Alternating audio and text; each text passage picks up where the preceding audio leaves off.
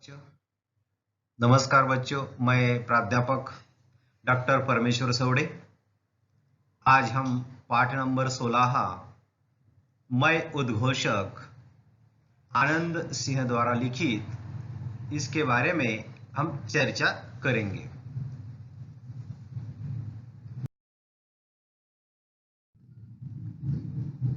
पाठ नंबर 16 मैं उद्घोषक लिखा है आनंद सिंह जी ने। हम लेखक का परिचय देखेंगे। आनंद सिंह जी का जन्म 21 जुलाई 1958 को असम राज्य के धुमरी नामक स्थान पर हुआ। आपकी शिक्षा दीक्षा उत्तर प्रदेश के प्रतापगढ़ एवं इलाहाबाद में हुई। आपकी रुचियों और वृत्तियों ने आपको कविता, लेख, फिल्म, नाट्य और कला समीक्षा का हस्ताक्षर बना दिया। श्रेष्ठ उद्घोषक तथा सफल मंच संचालक के रूप में आपकी विशेष पहचान है। आकाशवाणी मुंबई में 29 वर्ष उद्घोषक के रूप में आपने सेवाएं देकर आप अवकाश ग्रहण कर चुके हैं। आपने आकाशवाणी के लिए आवश्यक संवाद लेखन करते हुए संवाद तथा संप्रेषण क्षेत्र में आपने विशेष पहचान बनाई है। आपने विभिन्न समसामयिक विषयों पर लेखन करते हुए हिंदी भाषा की सेवा की है। हमने लेखक के परिचय के बारे में देखा है कि उनका जन्म 21 जुलाई 1958 को असम राज्य में हुआ है और इनकी शिक्षा दीक्षा उत्तर प्रदेश के प्रतापगढ़ एवं इलाहाबाद में हुई है।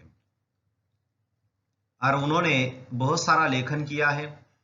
उन्होंने कविता भी लिखी है, लेख लिखे हैं, कई फिल्मों में उन्होंने काम भी किया है और नाटक तथा कला समीक्षा का हस्ताक्षर भी बने हैं। बहुत सारे नाटक का लेखन भी किया है और उन्होंने कला की समीक्षा भी की है। मतलब हर एक क्षेत्र में उनका योगदान रहा है और श्रेष्ठ उद्घोषक तथा सफल मंच संचालक के रूप में उन्होंने बहुत सारी सेवाएं की है। मुंबई आकाशवाणी की 29 वर्ष में उन्होंने सेवाएं की है और अब वह अवकाश ग्रहण कर चुके हैं। आकाशवाणी के लिए उन्होंने आवश्यक संवाद लेखन करते हुए संवाद तथा संप्रेषण में उनकी विशेष पहचान बनाई है और विभिन्न समसामयिक विषयों पर लेखन करते हुए हिंदी की उन्होंने बहुत सारी सेवाएं की है। इनकी प्रमुख कृतियां कौन कौन सी है इसको भी हम एक बार देख लेंगे। पत्र पत्रिकाओं में विभिन्न विषयों पर लेख, समीक्षाएं, कहानियां, कविताएं आदि प्रकाशित हो चुकी है। आत्मकथा आत्मकथा लेखन हिंदी साहित्य में रोचक और पठनीय लेखन माना जाता है। आपने अनुभव, व्यक्तिगत प्रसंगों को पूरी निष्ठा से बात बताना आत्मकथा की पहली शर्त है। इसमें लेखक की तटस्थता, घटनाओं के प्रति निरपेक्ष निर्वाह आत्मकथा को विश्वसनीय बना देता है। आत्मकथा मैं इस उत्तम पुरुषवाचक सर्वनाम में लिखना आवश्यक है। पाठ परिचय। अब इस पाठ में क्या बताया है ये भी हम देख लेंगे। यह सूत्र संचालन की प्रस्तुति आत्मकथा के रूप में की गई है। प्रस्तुत पाठ में लेखक ने सफल उद्घोषक अथवा मंच संचालक बनने के लिए आवश्यक गुणों का उल्लेख किया है। लेखक का मानना है कि कार्यक्रम की सफलता मंच संचालक के आकर्षक और उत्तम संचालन पर निर्भर करती है। संचालक की सूझबूझ, समय सूचकता, हाजिर जवाबीपन और भाषा प्रभुत्व समारोह को नए आयाम प्रदान करता है। वर्तमान काल में मंच अथवा सूत्र संचालन करने का कार्य अपने आप में महत्वपूर्ण कार्य के रूप में प्रसिद्ध हो गया है। ये जो मैं उद्घोषक पाठ है वह आत्मकथा के रूप में किया गया है और मंच संचालक या उसे हम अंग्रेजी में एंकर भी कहते हैं, उसके लिए किस तरह से कार्य करना पड़ता है, किस तरह की सूझबूझ होना चाहिए, समय सूचकता, हजारी जवाबपन और भाषा प्रभुत्व ये प्रधान आयाम माने हैं। और हम देखते हैं कि वर्तमान समय में सूत्र संचालन का कार्य करना एक महत्वपूर्ण बात हो गई है।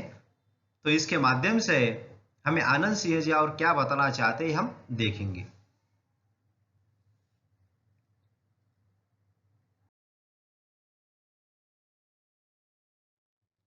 सूत्र संचालन के चरण बिंदु।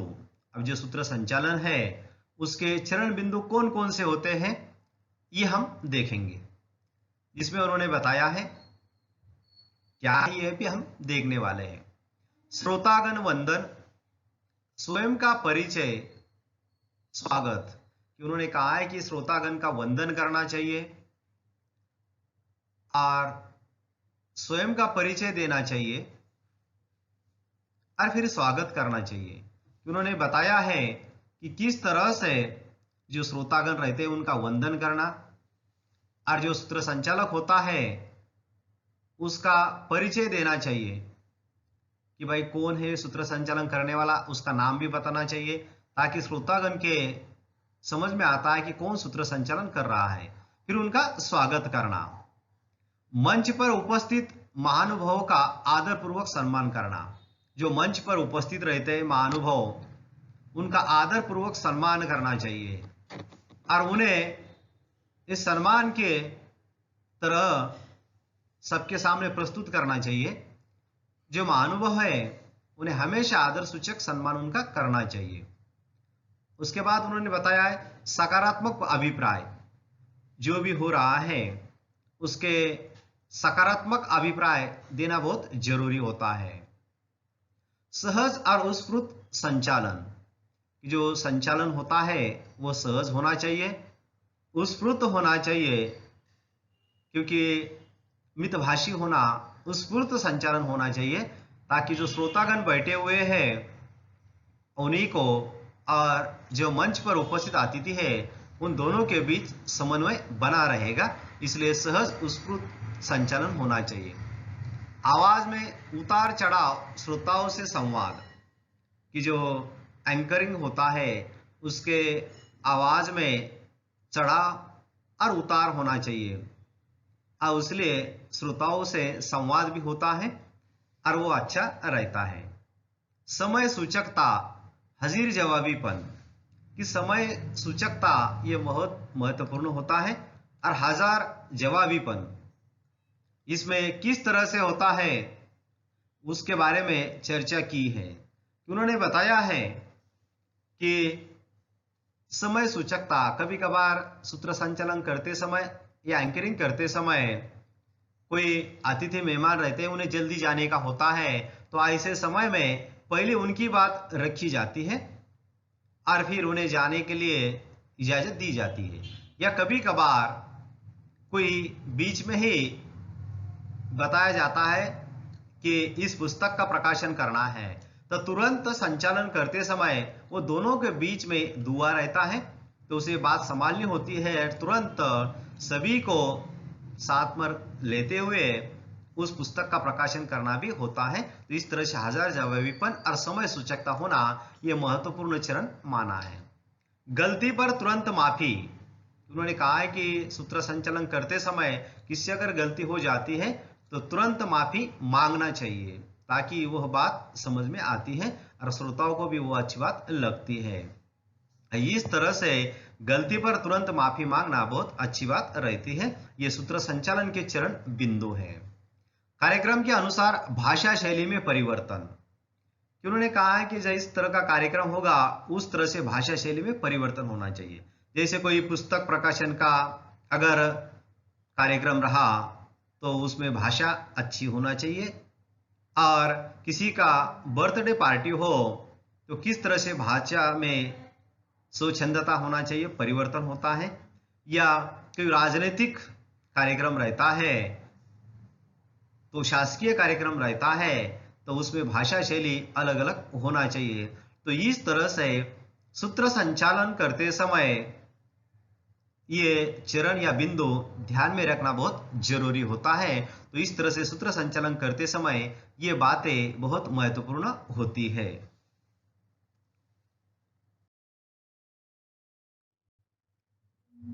लेखक की उद्घोषक या मंच संचालक बनने की शुरुआत। यहाँ पर उन्होंने बताया सिंह जी ने कि मैं किस तरह से उद्घोषक बना, मंच संचालक बना या एंकर बना हो, इसके बारे में उन्होंने यहाँ पर जानकारी दी है। उद्घोषक की व्याख्या, उद्घोषक किसे कहते हैं, उसकी क्या व्याख्या होती है, यह उन्होंने संक्षिप्त बताई है। कार्यक्रम पत्रिका के अनुसार कार्यक्रम के क्रमशः भागों को जोड़कर निवेदन करने वाला वक्ता होता है, उसे उद्घोषक कहा जाता है। जो कार्यक्रम पत्रिका है उनके अनुसार कार्यक्रम को क्रमशः आगे बढ़ाने वाला, जोड़कर जो निवेदन करने वाला होता है, उसे एंकर कहते हैं या उद्घोषक या सूत्र संचालन या मंच संचालक कहते हैं। उद्घोषक पर्यायवाची शब्द, मंच संचालक एंकर या सूत्र संचालक भी कहते हैं। कि जो उद्घोषणा करने वाला रहता है उसे अलग अलग पर्यायी शब्द भी है, कोई मंच संचालक कहता है, कोई सूत्र संचालक कहता है, या अंग्रेजी में उसे एंकर भी कहा जाता है। उद्घोषणा एक कला है, एक शास्त्र भी है। यह लेखक ने उद्घोषणा को एक कला कहा है। अक्सर कहते हैं ना, कला कला के लिए होती है, कला जीवन के लिए होती है, और कला पेट भरने के लिए होती है, और इसलिए उसे एक कला कहा गया है। एक शास्त्र भी कहते हैं। तो उद्घोषणा करने वाला रहता है उसे एक शास्त्र भी कहा जाता है कि कब कैसा और कौन सा अस्त्र उपयोग में लाना है, यह शास्त्र के अनुसार होता है। तो उस तरह से उद्घोषक एक शास्त्र भी कहा जाता है, और इसीलिए उन्होंने उद्घोषणा करने वाले को एक कला और शास्त्र भी कहा है। मंच पर उपस्थित अतिथि, वक्ता और श्रोता को जोड़ने का महत्वपूर्ण कार्य उद्घोषक करता है। मंच पर जो उपस्थित अतिथि रहते हैं, महनीय महानुभव रहते हैं, फिर वक्ता और श्रोता, इन सभी को जोड़ने का कार्य उद्घोषक को करना पड़ता है, और ये महनीय कार्य उद्घोषक बहुत अच्छी तरह से करता है, और इसीलिए उद्घोषक ये बहुत जरूरी रहता है। उद्घोषणा की एक अहम भूमिका अपनी आवाज, भावों का प्रकटीकरण, भाषा शैली कार्यक्रम की सफलता बढ़ाती है। जो उद्घोषक होता है उसकी एक अहम भूमिका होती है। लगभग सूत्र संचालक पर ही कार्यक्रम की यशस्विता निर्भर होती है, इसलिए इसकी भूमिका बहुत जरूरी होती है। अपनी आवाज, जो एंकरिंग करने वाला रहता है, सूत्र संचालन करने वाला रहता है, उसकी आवाज भी अच्छी होना चाहिए, मीठी होना चाहिए, और इसलिए आवाज का अगर अच्छी रही तो इसमें 4 चांद लग जाते हैं। भावों का प्रकटीकरण, जो भाव रहते हैं उसको अच्छी तरह से प्रकटीकरण किया तो श्रोताओं के समझ में आता है। और भाषा शैली, अपनी भाषा अच्छी रही तो कार्यक्रम में सफलता आती है। तो इसीलिए जो एंकरिंग करने वाला रहता है उसे अपनी आवाज भी अच्छी होना चाहिए, भावों का स्पष्ट प्रकटीकरण होना चाहिए, और भाषा शैली इस कार्यक्रम को सफल बनाती है। तो ये बनने के लिए बहुत जरूरी है। कार्यक्रम के स्वरूप के अनुसार उद्घोषक संहिता बनाकर उद्घोषणा प्रवाही और रोचक बनाता है। कि जिसका भी सूत्र संचालन करना होता है या एंकरिंग करना होता है तो कार्यक्रम के अनुसार उसकी एक संहिता बनानी पड़ती है। कार्यक्रम कितने बजे शुरू होने वाला है, उसकी अध्यक्षता कौन करने वाला है, किसके हाथों से किसका सम्मान होने वाला है, किसे पुरस्कार देने वाले हैं, ये सब उस संहिता में लिखा हुआ होता है और उसी की तरह एंकरिंग करने वाला, उद्घोषणा करने वाला प्रवाही और रोचक बनाता है। तो इसलिए पहले उसकी संहिता बनाना बहुत जरूरी होता है। प्रस्तुत आत्मकथा में लेखक ने 9वीं कक्षा में गांधी जयंती के अवसर पर वह पहले भाषण से अब तक एक सफल सूत्र संचालक बनने का कार्य किया है। अब यहाँ लेखक ने बताया है कि मेरी शुरुआत कब हुई और कैसी हुई, इसके बारे में उन्होंने यहाँ पर जानकारी दी है। वो बताते हैं कि मैं पाठशाला में पढ़ रहा था, तब मैं विद्यालय में 9वीं कक्षा में पढ़ रहा था और मुझे गांधी जयंती पर बात करने के लिए बुलाया था। ये मेरा पहला भाषण था। वो बताते हैं कि जब मैं मंच पर गया तब मेरे पैर लड़खड़ाने लगे, कुछ भी समझ में नहीं आ रहा था, अब करे तो क्या करे। ऐसे में उन्होंने थोड़ा सोच लिया, विचार किया और जिसकी भी उन्होंने जीवनियां पढ़ी थी, अध्ययन किया था, तब एकाएक उन्हें एक एक याद आने लगा और तब उन्होंने गांधी जयंती पर अपना भाषण शुरू किया। फिर क्या, वो बोलते गए और सभी छात्र और अध्यापक मंत्रमुग्ध हो गए। उन्होंने बहुत अच्छा भाषण दिया। तब से लेकर आज तक लगभग अच्छे एक सूत्र संचालक के रूप में मुंबई के आकाशवाणी केंद्र पर उन्होंने 29 साल सेवाएं की। मतलब लगभग उन्होंने बहुत अच्छी तरह से 40-45 साल का उनका एक्सपीरियंस रहा है और उन्होंने सूत्र संचालक बनने का या शुरुआत का इस तरह से हुई है। इस तरह से उन्होंने यहाँ पर हमें बताया है कि शुरू में कोई भी रहा तो उतना अच्छा सूत्र संचालन नहीं कर पाता, मगर धीरे धीरे हम रियाज करें, अच्छा अभ्यास करें तो एक अच्छे सूत्र संचालक हम बन सकते हैं। ये उन्होंने यहाँ पर बताया है। अब उत्तम मंच संचालक बनने के लिए आवश्यक गुण, अच्छा सूत्र संचालक बनने के लिए क्या क्या गुण हमारे पास आवश्यक होना चाहिए, यह भी उन्होंने यहां पर जानकारी दी है। तो उसमें उन्होंने बताया है, नंबर 1, हंसमुख व्यक्तित्व। उत्तम मंच संचालन के लिए श्रोताओं पर बड़ा प्रभाव व्यक्तित्व का होता है। प्रसन्न और बहुमुखी व्यक्तित्व आवश्यक है। उन्होंने बताया है कि उत्तम मंच संचालन करने के लिए श्रोताओं पर बड़ा प्रभाव व्यक्तित्व का होता है। अपना हंसमुख व्यक्तित्व होना चाहिए। हंसने से अक्सर कहा जाता है, हमारे बहुत सारे विद्वानों ने बताया है, हंसने से मनुष्य का आयुष्मान बढ़ता है। तो इसलिए हंसमुख व्यक्तित्व होना बहुत जरूरी होता है। अक्सर विद्वानों ने कहा है कि दिन में 24 घंटे में लगभग 15 मिनट हंसना चाहिए। वह हमारे शरीर के लिए, आरोग्य के लिए अच्छा होता है। तो इसलिए हमेशा मनुष्य ने हंसना चाहिए और हंसमुख व्यक्तित्व मंच संचालन के लिए बहुत अच्छा होता है। प्रसन्न और बहुमुखी व्यक्तित्व आवश्यक है। प्रसन्न चेहरा होना चाहिए, हाव भाव अच्छे होना चाहिए और बहुमुखी व्यक्तित्व रहा तो वो ये बहुत अच्छा गुण माना जाता है। तो इस तरह से उन्होंने हंसमुख व्यक्तित्व होना बहुत जरूरी माना है। नंबर 2, हाजिर जवाबी।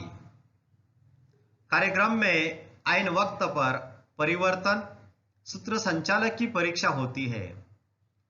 अतिथियों के कार्य व्यस्तता का विचार करते हुए कार्यक्रम पत्रिका में सुधार लाना, आयोजन की सूचना का विचार कर मंच संचालन में बदलाव करना। कि हाजिर जवाबी होना बहुत जरूरी है, ये एक आवश्यक गुण माना है। कि कभी कभी कार्यक्रम में आइन वक्त पे परिवर्तन किया जाता है और परिवर्तन करने से सूत्र संचालक की परीक्षा होती है। कि अब क्या करना है। तो ये सूत्र संचालन को ये बागडोर संभालना होती है और अतिथियों की कार्य व्यस्तता के कारण कार्यक्रम में कुछ परिवर्तन होता है और आयोजक की सूचना होती है कि इसमें ये परिवर्तन करना है, पहले इनका लेना है और बाद में ये लेना है। तो ऐसे में सूत्र संचालक की परीक्षा होती है, तो उसे हाजिर जवाबी होना बहुत जरूरी माना जाता है।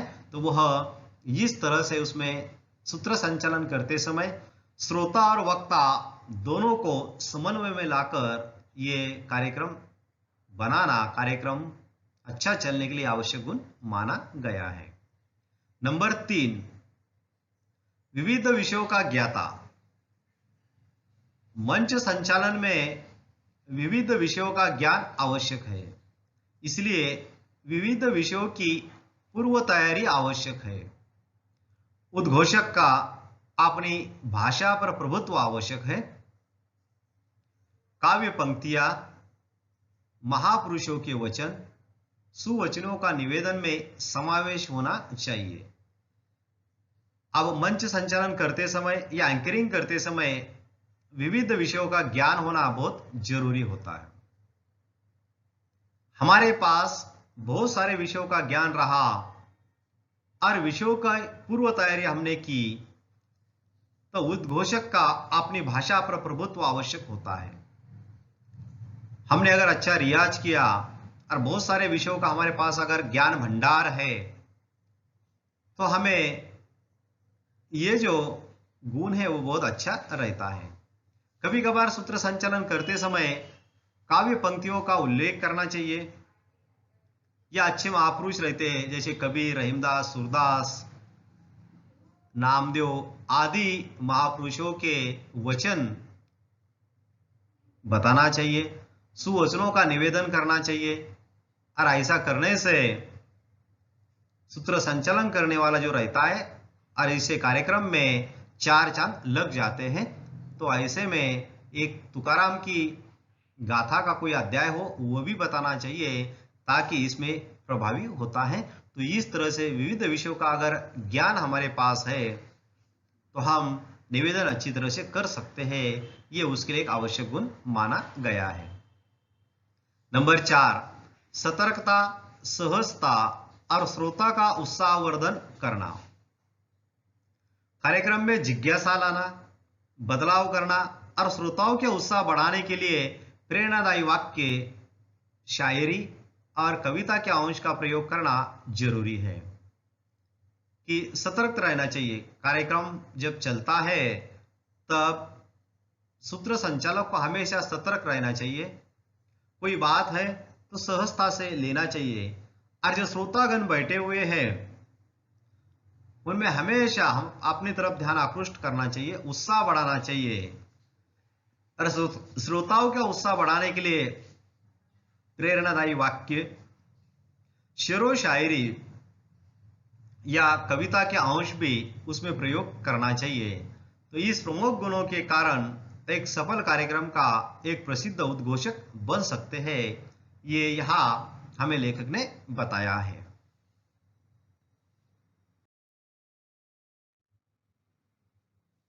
यहाँ पर स्वयं सिंह जी ने बात रखी है, वो क्या कहते हैं हम इस बारे में देखेंगे।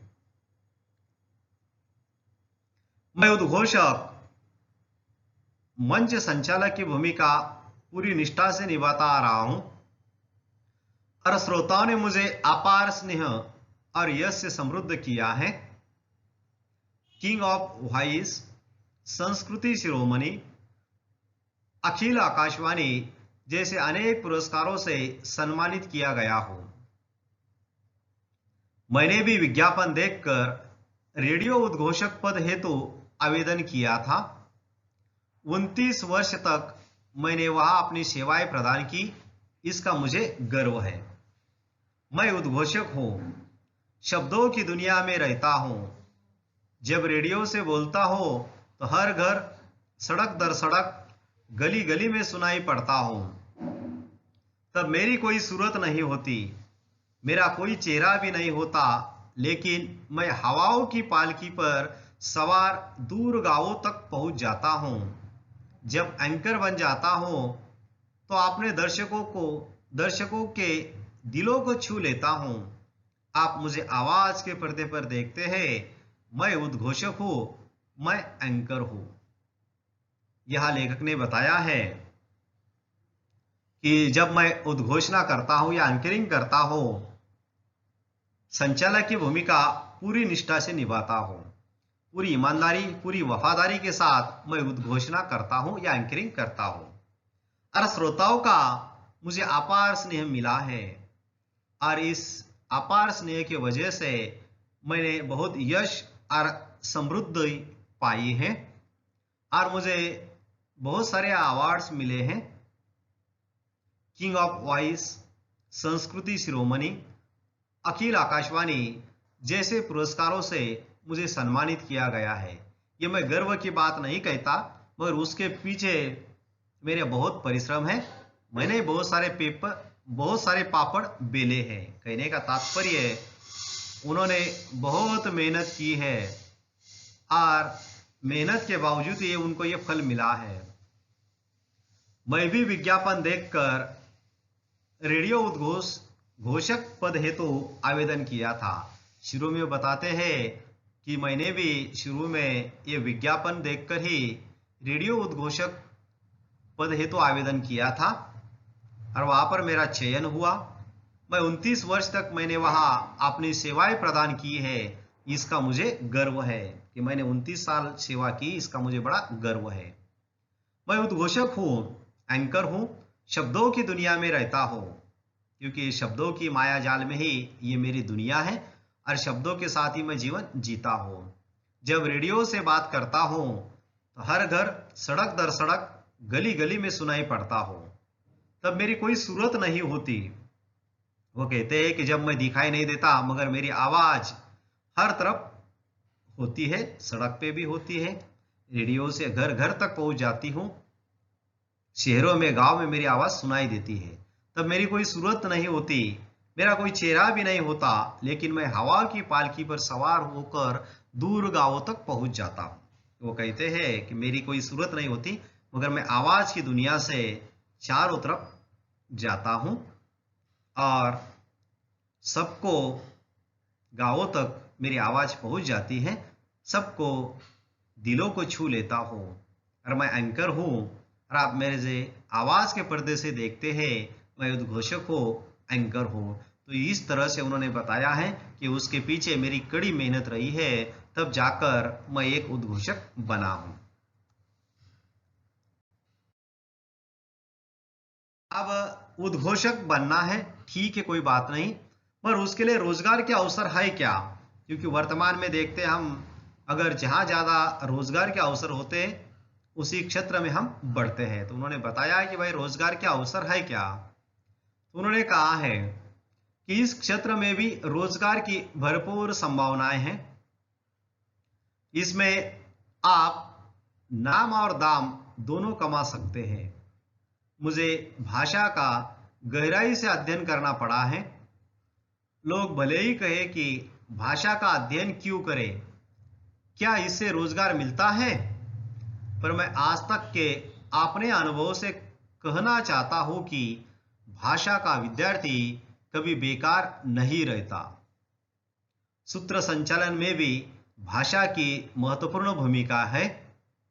भाषा की शुद्धता, शब्दों का चयन, उनका उचित प्रयोग, किसी प्रख्यात इतिहासकार या व्यक्तित्व के कथन का उल्लेख कार्यक्रम को प्रभावशाली एवं हृदयस्पर्शी बना देता है। विभिन्न कार्यक्रमों के साथ आप रेडियो या टीवी उद्घोषक के रूप में रोजगार पा सकते हैं। यहाँ स्वयं लेखक ने, सिंह जी ने बताया है कि इस क्षेत्र में रोजगार की भरपूर संभावनाएं हैं। इसमें आप अपना नाम भी कमा सकते हैं और उसके साथ पैसे भी कमा सकते हैं। और वह कहते हैं कि मैंने बहुत गहराई से भाषा का अध्ययन किया है। जो गहराई से भाषा का अध्ययन करता है वह भविष्य में जब वो एंकर बनता है या सूत्र संचालक बनता है उसको उपयोग में आता है। लोग भले ही कहे कि भाषा का अध्ययन क्यों करें, क्या इससे रोजगार मिलता है क्या? पर यहाँ सिंह जी बताते हैं कि मैं आज तक के अपने अनुभव से कहना चाहता हूँ कि भाषा का विद्यार्थी कभी बेकार नहीं रहता।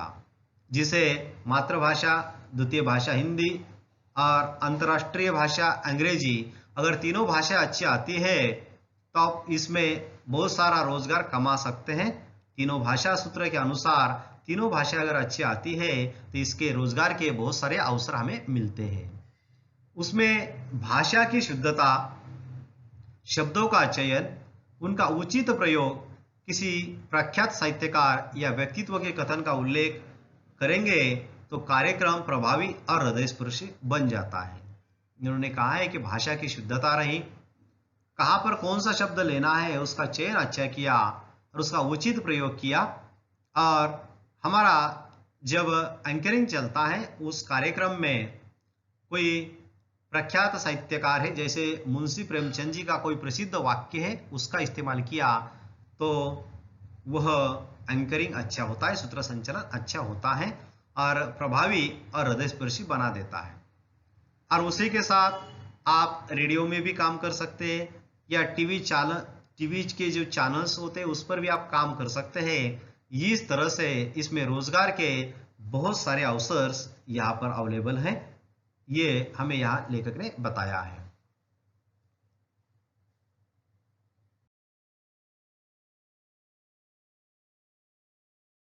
तो धन्यवाद बच्चों। इस चैप्टर में हमने देखा कि मैं उद्घोषक सिंह जी द्वारा लिखित ये हमने देखा है। तो यहाँ पर हम रुकते हैं। धन्यवाद।